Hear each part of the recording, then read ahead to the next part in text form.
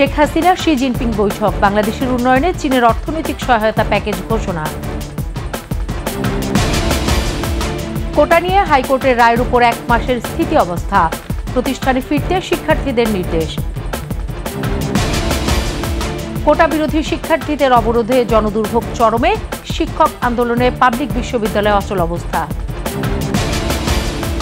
আদালতের রায় মেনে নিতে ওবায়দুল কাদেরের আহ্বান, শিক্ষার্থীদের প্রতি কঠোর না হওয়ার আশ্বাস স্বরাষ্ট্রমন্ত্রী।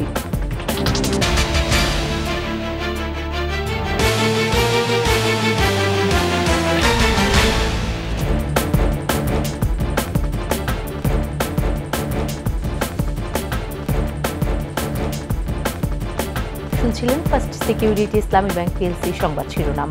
আমন্ত্রণ রাত 9টার 21 সংবাদে, সাথে আছি সোনিয়া স্নিগ্ধা। দর্শক, 21 টেলিভিশনের সংবাদ একই সাথে সরাসরি দেখতে পাবেন আমাদের ফেসবুক পেজ www.facebook.com/2124 অনলাইনে।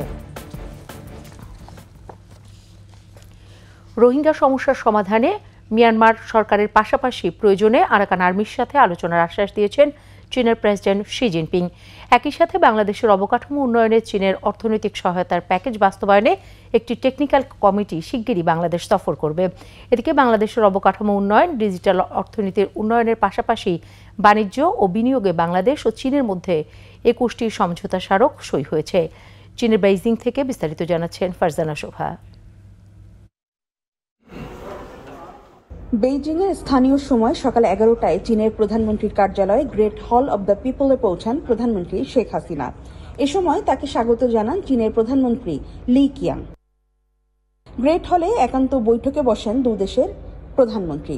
দুদেশের স্বার্থ সংশ্লিষ্ট নানা ইস্যুতে আলোচনা করেন তারা। পরে দুই প্রধানমন্ত্রীর নেতৃত্বে শুরু হয় দ্বিপাক্ষিক বৈঠক।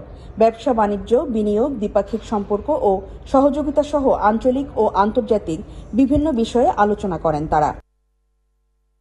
দ্বিপাক্ষিক বৈঠকের পর দুই প্রধানমন্ত্রীর উপস্থিতিতে 21টি সমঝোতা স্মারক ও চুক্তি ও 7টি ঘোষণাপত্রে সই করেন দুদেশের প্রতিনিধিরা। এর মধ্যে রয়েছে ডিজিটাল অর্থনীতিতে বিনিয়োগ সহায়তা, বাংলাদেশ থেকে চীনে তাজা আম রপ্তানি, মেডিকেল সেবা সহযোগিতা শক্তিশালী করা, টেকসই অবকাঠামোগত উন্নয়ন, ব্যাংকিং এবং ইন্স্যুরেন্স নিয়ন্ত্রণ।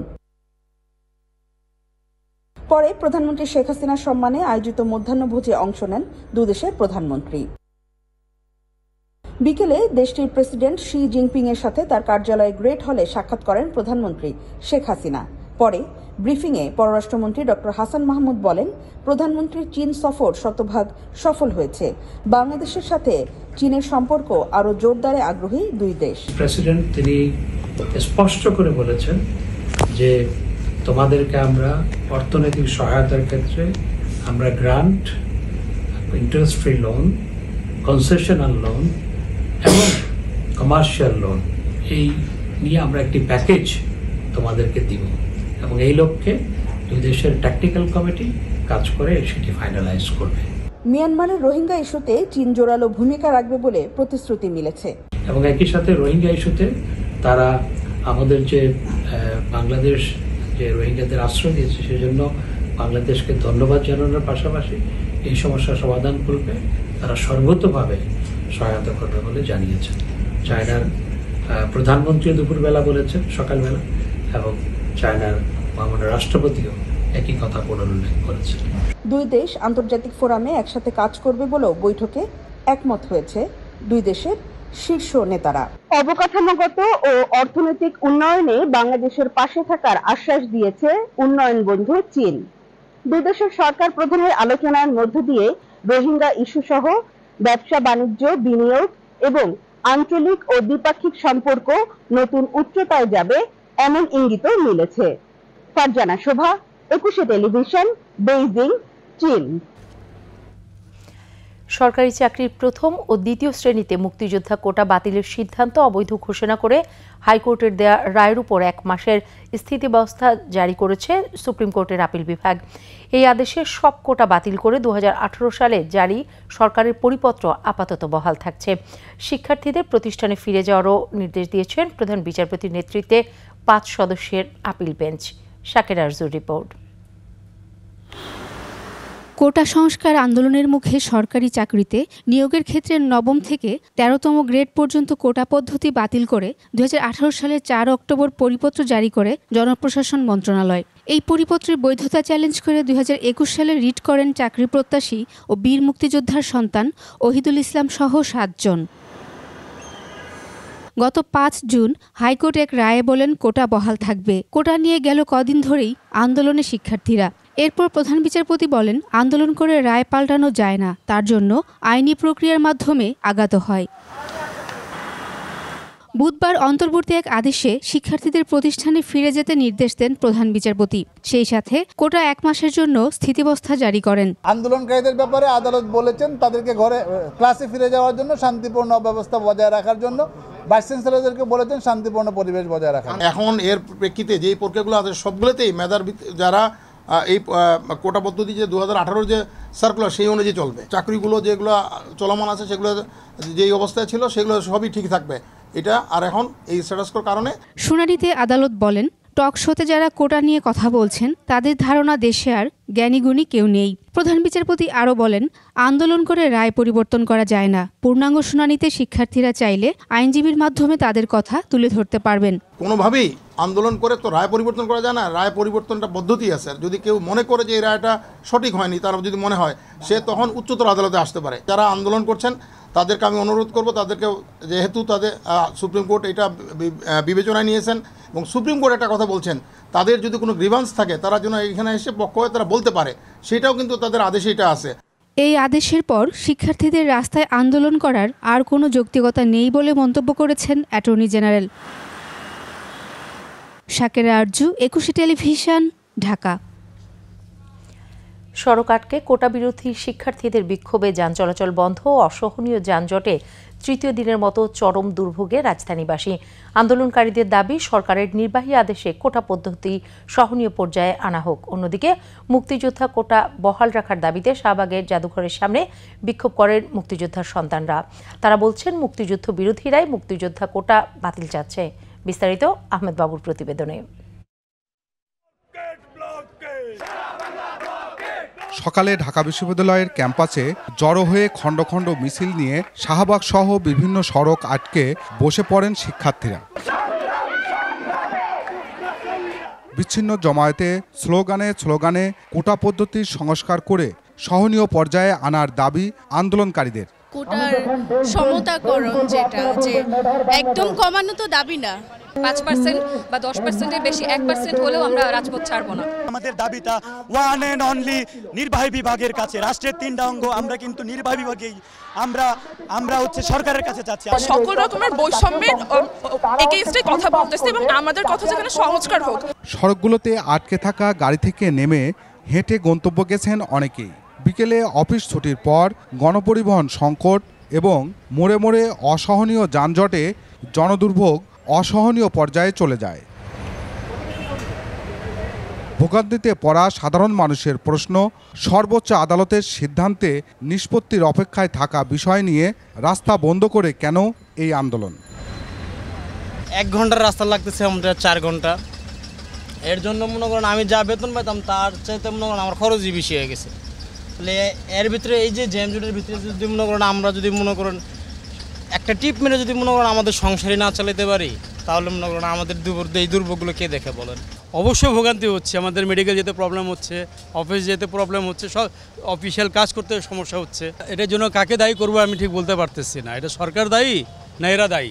অন্যদিকে মুক্তিযোদ্ধা কোটা বহাল থাকার দাবিতে শাহবাগে জাদুঘরের সামনে থেকে বিক্ষোভ মিছিল বের করেন মুক্তিযোদ্ধার সন্তানরা। মিছিলটি টিএসসি ঘুরে ফের জাদুঘরের সামনে গিয়ে শেষ হয়। ৭১-এ যারা মুক্তিযুদ্ধের বিরোধিতা করেছিল তারা বা তাদের উত্তরসূরিরাই এখন কোটার বিরোধিতা নেমেছে। অভিযোগ মুক্তিযুদ্ধ প্রজন্মের। শহীদের সন্তান আমরা অনেক কষ্টে মানুষ হয়েছি, রাজাকার জামাত শিবিররা চক্রান্ত করে আমাদের অধিকারকে কেড়ে নিতে চাচ্ছে। এই আইনের প্রক্রিয়ার মাধ্যমে তাদের পক্ষে রায় আসে, তাহলে আমাদের কিছু বলার নাই। সাংবিধানিকভাবে যে 30% কোটা বলা আছে সেটা হাইকোর্টে আমরা রায় পেয়েছি। মাননীয় প্রধানমন্ত্রীর কাছে আমাদের দাবি, আমাদের 30% কোটা বহাল রাখতে হবে। সুপ্রিম কোর্টের আপিল বিভাগ হাইকোর্টের রায়ে স্থিতাবস্থা দেওয়ার শিক্ষার্থীরা দ্রুত শ্রেণীকক্ষে ফিরে যাবেন এমন প্রত্যাশাও তাদের। আহমদ বাবু, 21 টেলিভিশন, ঢাকা। আন্দোলনরত পাবলিক বিশ্ববিদ্যালয়ের শিক্ষকদের সঙ্গে সরকারের কোনো আলোচনা হয়নি বলে জানিয়েছেন শিক্ষক নেতারা।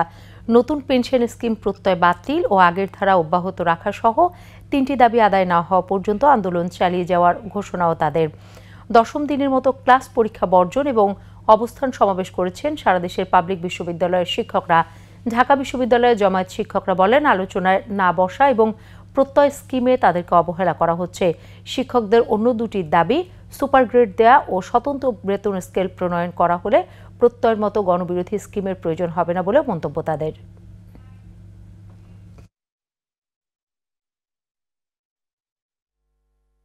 পেনশন সুবিধা আমাদের এক্সিস্টিং ছিল, সেটা আপনি অবশ্যই কেটে নিতে পারেন না।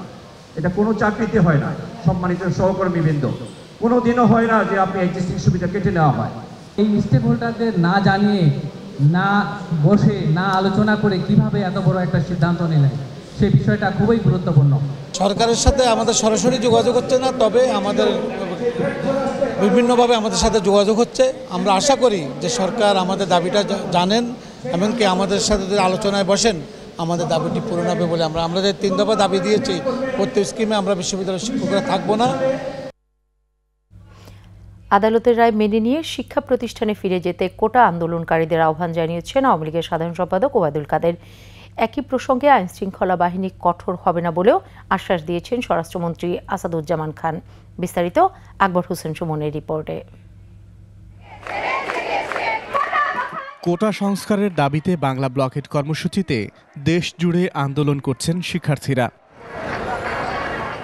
আওয়ামী লীগ সভাপতি রাজনৈতিক কার্যালয়ে সংবাদ সম্মেলনে এ প্রসঙ্গে কথা বলেন সাধারণ সম্পাদক ওবায়দুল কাদের। দুর্ভোগ এড়াতে কর্মসূচি পরিহারের আহ্বান জানান তিনি। আন্দোলনকারী শিক্ষার্থীদের ধৈর্য ধারণ করতে বলবো। একই সাথে মানুষের দুর্ভোগ সৃষ্টি হতে পারে, এ ধরনের কর্মসূচি পরিহার করে আদালতের নির্দেশনা অনুযায়ী যার শিক্ষা প্রতিষ্ঠানে ফিরে যাওয়ার অনুরোধ করছি। জেলা আওয়ামী লীগের আয়োজনে যোগ দিয়ে আন্দোলনরত শিক্ষার্থীদের বিষয়ে আইন শৃঙ্খলা বাহিনী কঠোর হবে না বলে আশ্বাস দেন স্বরাষ্ট্রমন্ত্রী। আমাদের মাননীয় প্রধানমন্ত্রী কিন্তু নিজেই বলে দিয়েছিলেন যে আমরা আজকে থেকে কোটা বিলুপ্ত। এই যেটা কোর্টের মাধ্যমে থেকে আসছে, কোর্টের মাধ্যমে সেটা নিষ্পত্তি হতে হবে। আমাদের জেনারেল সেক্রেটারি মহোদয় সেটা বলেছেন। তো আমরা মনে করি যারা নাকি আন্দোলন করছেন রাস্তায় আন্দোলন না করে তারা যেন আইনি সহযোগিতা নেন।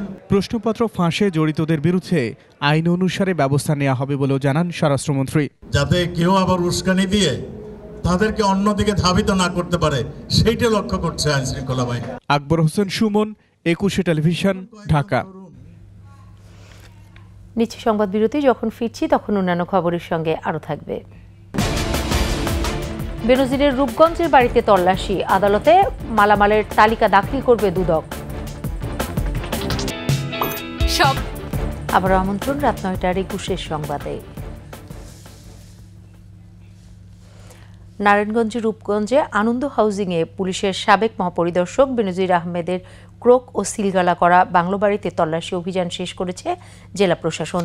দুপুর থেকে বিকেল 5টা পর্যন্ত তল্লাশি অভিযানে অবৈধ কোনো কিছুই পাওয়া যায়নি বলে জানিয়েছে জেলা প্রশাসন ও দুদকের কর্মকর্তারা। দুদকের সমন্বিত জেলা কার্যালয়ের উপপরিচালক মাইনুল হাসান রওশন জানান, তল্লাশি করে যা যা পাওয়া গেছে সেগুলোর তালিকা তৈরি করা হয়েছে। শিগগিরই আদালতে তা উপস্থাপন করা হবে। আদালতের আদেশ অনুসারে পরবর্তী কার্যক্রম চলবে। দুদকের আবেদনে আদালত গত 12 জুন বেনজির আহমেদের এই বাড়িটি ক্রোকের আদেশ দেন। 6 জুলাই দুদকের সমন্বিত জেলা কার্যালয়, উপজেলা প্রশাসন এবং উপজেলা ভূমি অফিসের সহযোগিতায় বাড়িটি জব্দের পর সিলগালা করে নারায়ণগঞ্জ জেলা প্রশাসন। একটা পরিবার বসবাস করতে যা যা লাগে সেই জিনিসপত্রগুলোই আমরা পেয়েছি, সেগুলোর আমরা তালিকা করেছি। আমরা পরবর্তীতে কোর্টের যে ডেট আছে সেই ডেটে আমরা এই বিষয়গুলো উপস্থাপন করব। টোটাল প্রসেসটাই জেলা প্রশাসক মহোদয়ের তরফ থেকে রিসিভারের তরফ থেকে কোর্টে দাখিল করা হবে। দেশের উত্তর ও মধ্যাঞ্চলে বন্যা পরিস্থিতির আরও অবনতি হয়েছে। নদ নদীর পানি বৃদ্ধি অব্যাহত থাকায় প্লাবিত হচ্ছে নতুন নতুন এলাকা, বন্ধ রয়েছে শিক্ষা কার্যক্রম, দেখা দিয়েছে খাদ্যসহ বিশুদ্ধ পানি ও গোখাদ্যের সংকট। কয়েকটি জেলায় পানি কমলেও তীব্র নদী ভাঙনে দিশেহারা চরাঞ্চলের মানুষ। প্রতিনিধিদের সহায়তায় মহিমা পলের রিপোর্ট। পদ্মা নদীর দৌলদিয়া গ্যাস স্টেশন পয়েন্টে পানি বেড়ে বিপদসীমার উপর দিয়ে প্রবাহিত হচ্ছে। রাজবাড়ীতে প্লাবিত নিম্নাঞ্চলের নতুন নতুন এলাকা, ফসলি ক্ষেত তলিয়ে গেছে, দেখা দিয়েছে গবাদি পশুর খাদ্য সংকটও।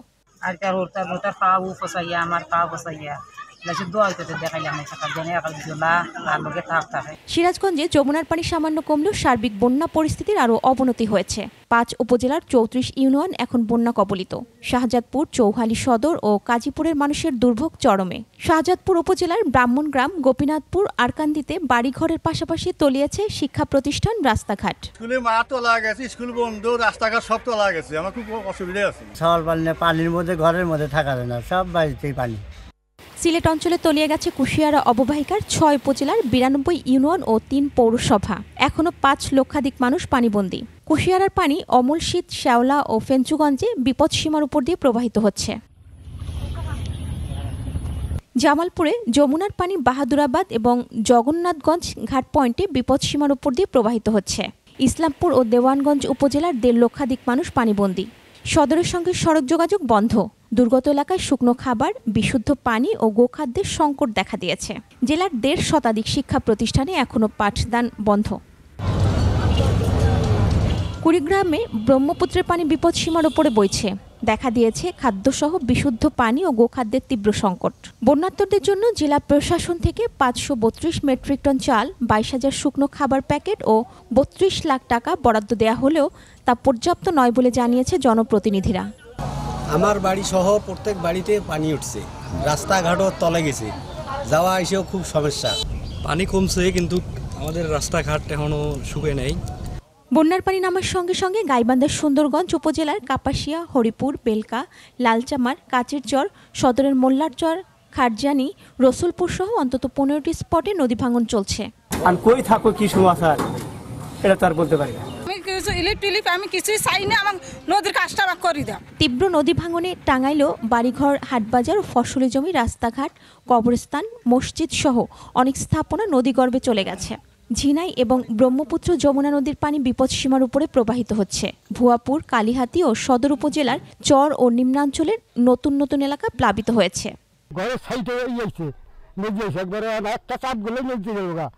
মহিমা পলি, 21 টেলিভিশন। শেষ করছি রাত 9টার 21 সংবাদ। যাবার আগে ফার্স্ট সিকিউরিটি ইসলামী ব্যাংক পিএলসির সংবাদ শিরোনামগুলো আরও একবার। শেখ হাসিনা শি জিনপিং বৈঠক, বাংলাদেশের উন্নয়নে চীনের অর্থনৈতিক সহায়তা প্যাকেজ ঘোষণা। কোটা নিয়ে হাইকোর্টের রায়ের উপর 1 মাসের স্থিতাবস্থা, প্রতিষ্ঠানে ফিরতে শিক্ষার্থীদের নির্দেশ।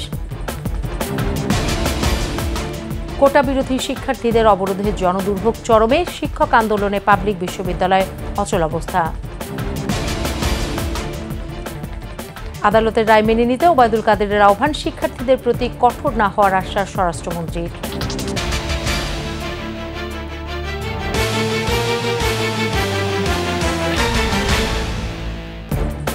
সর্বশেষ সংবাদ জানতে ডায়াল করুন 2021 নম্বরে, আর ভিজিট করুন 21-tv.com ওয়েবসাইটে। এছাড়া ফেসবুকে ভিজিট করতে পারেন www.facebook.com/2124 অনলাইনে। এতক্ষণ সাথে থাকার জন্য ধন্যবাদ। পরবর্তী সংবাদ রাত 11টায় দেখার আমন্ত্রণ রইল। 21-এর সাথেই থাকুন।